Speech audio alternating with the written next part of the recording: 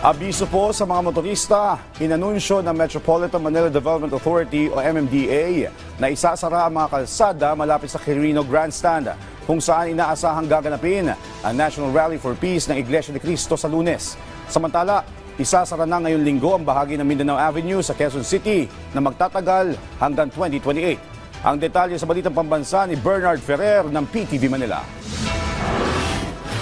Magde-deploy ang Metropolitan Manila Development Authority MMDA ng mahigit 1,000 tauhan at 81 kagamitan para sa nakatakdang National Rally for Peace ng Iglesia ni Cristo sa Lunes.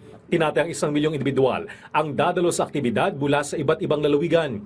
Isasara naman ang ilang daan kabilang ang Katigbak Drive, South Drive, Rojas Boulevard mula UN Avenue hanggang P. Burgos, TM Calao, Bonifacio Drive mula P. Burgos hanggang Anda Circle at Maria Orosa.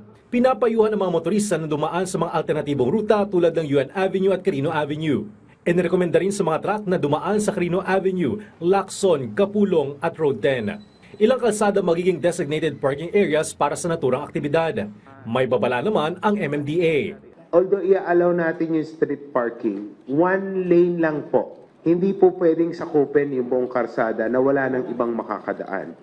So anyone na magbabiolate, i-issuean po natin ng ticket. Kung walang driver, ipatotoo ko po yan. Samantala ngayong linggo, sisimula na ang pansamantalang pagsasara ng Mindanao Avenue sa Quezon City. Bahagi ito ng konstruksyon ng Metro Manila Subway Project, partikular ang Tandang Sora Station na ikatlong subway station na gagawin sa northern portion ng Metro Manila. Nagpapatuloy ang konstruksyon ng North Avenue at Quirino Highway Subway Station. Magamit na rin ng mga motorista ang Mindanao Avenue northbound diversion road simula bukas. May traffic rerouting na rin upang hindi maabala ang mga motorista. Inaayos na rin ng Department of Public Works and Highways o DPWH ang traffic management plan para sa gagawing rehabilitasyon ng southbound ng EDSA.